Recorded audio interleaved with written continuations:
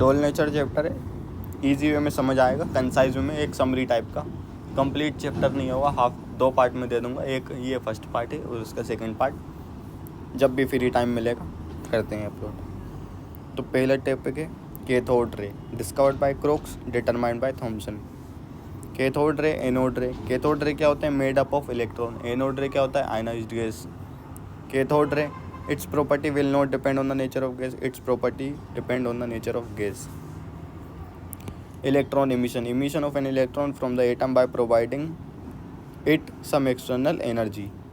मतलब इलेक्ट्रॉन का जो अपने एटम से जो बाउंडेड है उसका एमिट होना, उसको कहते हैं इलेक्ट्रॉन एमिशन। इसके अलग अलग पॉइंट हैं। थर्मोआयनिक है, एक थर्मोआयनिक वाले तरीके से भी उसको एमिशन करा सकते हैं। तो थर्मोआयनिक नाम से समझ में आ रहा है टेम्परेचर, रेजिंग टेम्परेचर, टेम्परेचर को बढ़ाओगे इलेक्ट्रॉन बाहर हो जाएगा। Voltaic field emission, current apply करेंगे, पोटेंशियल डिफरेंस क्रिएट होगा, एक्सीलरेशन होगा इलेक्ट्रॉन में और इलेक्ट्रॉन बाहर हो जाएगा। Photo electric effect, light energy, electron bounded by the nucleus था पहले, बाद में क्या होगा, लाइट फॉल कराने के बाद फ्री हो गया वो nucleus. Secondary emission, incident light fall कराई, एक इलेक्ट्रॉन में एनर्जी आई, उस इलेक्ट्रॉन ने दूसरे एनर्जी से जाके कोलाइड किया, तो जो दूसरा इलेक्ट्रॉन है वो बाहर हो गया, इसको कहते हैं सेकेंडरी इमिशन। अभी क्या है टॉपिक, फोटो इलेक्ट्रिक इफेक्ट।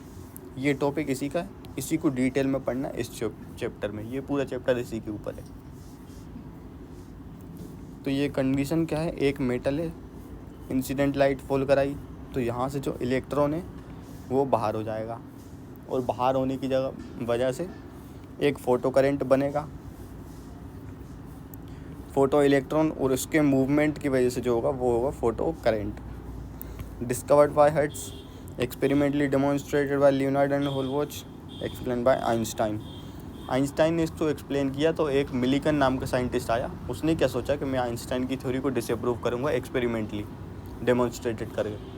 तो उसने एक एक्सपेरिमेंट कंडक्ट किया, तो उल्टा हुआ क्या उसके साथ कि जैसे ही उसने एक्सपेरिमेंट कंडक्ट किया, किस लिए आइंस्टाइन को डिसअप्रूव करने के लिए, लेकिन उसने एक्सपेरिमेंट कंडक्ट करके आइंस्टाइन की थ्योरी को एक एक्सपेरिमेंटल प्रूफ दे दिया कि हाँ भाई आइंस्टाइन ने जो थ्योरी दी है ये देख लो, ये एकदम सही है। तो उल्टा आइंस्टाइन का फ़ायदा हो गया। तो यहीं पे लिखा हुआ है, पढ़ लेना। अभी ये क्या है, मेटल है, उसके ऊपर इंसिडेंट लाइट फॉल कराई, इंसिडेंट एनर्जी बोलेंगे इसको, शॉर्ट में IE। तो जो इलेक्ट्रॉन यहाँ से एमिट होगा उसके साथ कुछ काइनेटिक एनर्जी भी होगी। तो जो मेटल है उसका जो वर्क फंक्शन है, तो वर्क फंक्शन कैसे कहते हैं, E मिनिमम, मतलब मिनिमम एनर्जी एक इलेक्ट्रॉन को एमिट कराने के लिए जो प्रोवाइड करनी पड़ेगी उसको कहेंगे वर्क फंक्शन। कैसे, नहीं समझ में आया? ठीक है, वर्क फंक्शन कहेंगे इसको, ऐसे समझो एग्जांपल से कि आप गए एक मार्केट पे, तो वहाँ पे एक कुरकुरा मिल रहा है 10 रुपये का। तो अब आप क्या कर रहे हैं कि 10 रुपये का कुरकुरा है, उसको ख़रीदने के लिए आपको 10 रुपये तो देने ही पड़ेंगे। 9 रुपये लेके जाओगे नहीं मिलेगा, 8 रुपये नहीं मिलेगा। तो जो 10 रुपये का कुरकुरा है उसके लिए 10 रुपये मतलब जो है वो मिनिमम है, इतने तो चाहिए, तो उसको कहेंगे उसका मिनिमम वर्क फंक्शन कुरकुरे का। उसी तरह यहाँ पे इंसिडेंट लाइट है। अब यहाँ पे 3 कंडीशन है, तो यहाँ पे जो क्या है, वर्क फंक्शन मतलब जो इंसिडेंट एनर्जी फॉल कराई है वो वर्क फंक्शन से भी कम है। मतलब वही फिर से कुरकुरे वाले एग्जांपल समझो, 10 रुपये का कुरकुरा है और यहाँ पे क्या है, पैसे कम है, 7 रुपये 8 रुपये जितने भी लेके जा रहे हो, तो उस कंडीशन में क्या होगा, नो एमिशन, नहीं मिलेगा कुरकुरा। उसके बाद वाले कंडीशन में 10 रुपये का कुरकुरा है और 10 रुपये लेके गए हो, तो यहाँ पे क्या होगा, एमिशन तो हो जाएगा लेकिन नो एक्स्ट्रा एनर्जी और काइनेटिक एनर्जी ज़ीरो रहेगी। 10 रुपये का कुरकुरा है, 10 रुपये दिए, 10 का कुरकुरा लिया, कुछ वापस नहीं मिला आपको, तो इसलिए यहाँ पे नो एक्स्ट्रा एनर्जी।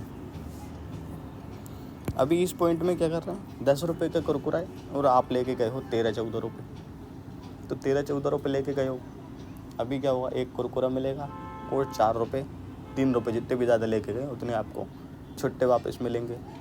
तो यहाँ पे क्या होगा, एक आपको कुरकुरा मिल गया और अलग से एनर्जी भी मिली, मतलब छुट्टे मिले, तो यहाँ पे वो ये एमिशन होगा और साथ में क्या होगा, इलेक्ट्रॉन नॉन ज़ीरो, उसकी जो एनर्जी है वो नॉन ज़ीरो होगी, ज़ीरो नहीं रहेगी इस बार। तो काइनेटिक एनर्जी भी इसमें कुछ ना कुछ रहेगी जब इंसिडेंट एनर्जी ज़्यादा रहेगी वर्क फंक्शन से। अभी ये क्या है, work function in photons. Metal की प्रॉपर्टी पे डिपेंड करेगा, सही बात है। मेटल चेंज होगा, वर्क फंक्शन ज़्यादा लगेगा किसी मेटल में कम लगेगा। तो ये डाउन द ग्रुप जाएंगे, आयनाइजेशन एंथैल्पी डिक्रीज़ होगी। क्यों डिक्रीज़ होगी, डाउन द ग्रुप जाने पे एटम का जो साइज़ होता है वो इंक्रीज़ होता है, और अलोंग द पीरियड जाओगे तो आयनाइजेशन एंथैल्पी इंक्रीज़ होगी।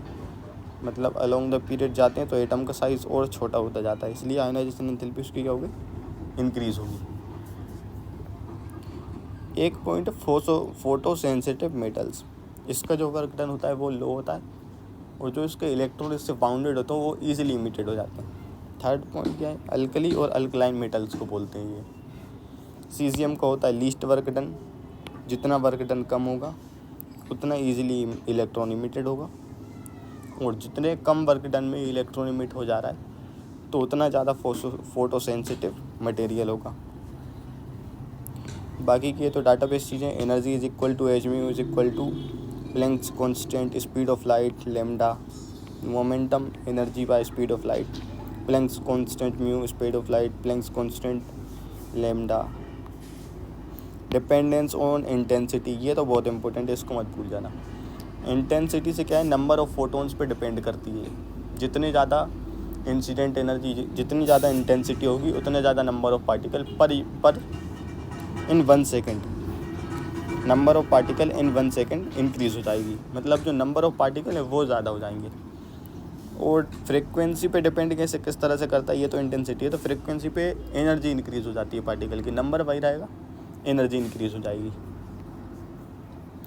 इलेक्ट्रिकल नेचर, इलेक्ट्रिकली न्यूट्रल होता है, तो इसी वजह से ना ये इलेक्ट्रिक फील्ड से डिफ्लेक्ट होगा और ना मैग्नेटिक फील्ड से डिफ्लेक्ट होगा, क्योंकि उसके ऊपर कोई चार्ज ही नहीं है, जीरो है।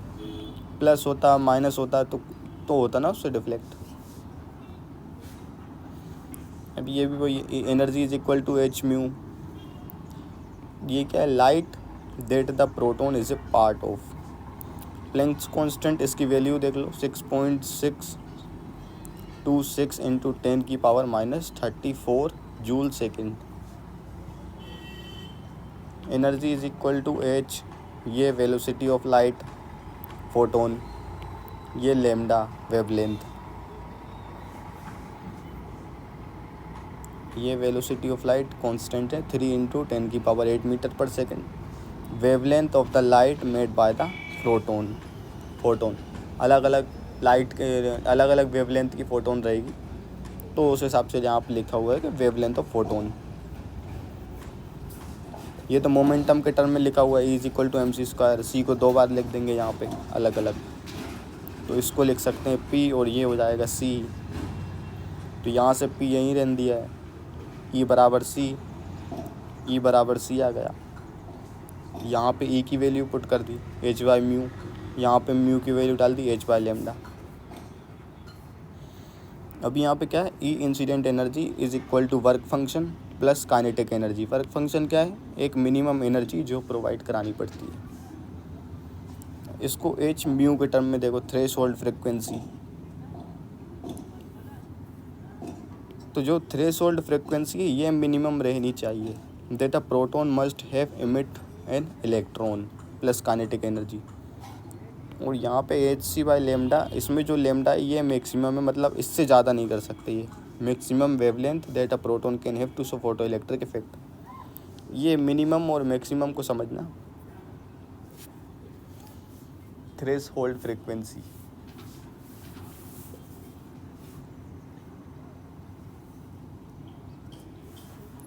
यहाँ पे मिनिमम इसलिए है क्योंकि इतनी एनर्जी तो मतलब चाहिए ही चाहिए। उसी कुरकुरे के हिसाब, कुरकुरे वाले एग्जांपल से देख लो, 10 का कुरकुरा है तो 10 रुपये तो चाहिए चाहिए, तो उस हिसाब से ये मिनिमम है। और ये क्या है, ये मैक्सिमम है। क्यों मैक्सिमम है, मतलब इससे ज़्यादा और क्यों नहीं हो सकती, क्योंकि इसकी वैल्यू फिर डिक्रीज़ होने लगेगी, यहाँ से ये माइनस में जाने लगेगी। तो इस वजह से थ्रेशोल्ड वेवलेंथ जो है वो मैक्सिमम वेवलेंथ है। तो यहाँ पे जो जितने भी अभी तक पढ़ाया है उसको एक ही पेज में ये पूरा कंसाइज है summary. No emission, incident energy जब कम होगी वर्क फंक्शन से, थ्रेशोल्ड फ्रिक्वेंसी कम होगी जब थ्रेशोल्ड वर्क फंक्शन से, लैम्डा ज़्यादा होगा जब वर्क फंक्शन से। सेम इधर पे फोटो एमिशन होगा लेकिन कोई फोटो करेंट नहीं होगा, इज इक्वल टू तीनों बराबर है। एमिशन विथ फोटो करेंट, यहाँ पे इंसिडेंट एनर्जी ज़्यादा रहेगी वर्क फंक्शन से, थ्रेशोल्ड फ्रिक्वेंसी ज़्यादा रहेगी वर्क फंक्शन से, वेवलेंथ कम रहेगी वर्क फंक्शन से, क्योंकि ये मैक्सिमम है ना और ये मिनिमम है, तो इस हिसाब से याद रखना है इसको उल्टा करके। और बाकी का देखेंगे।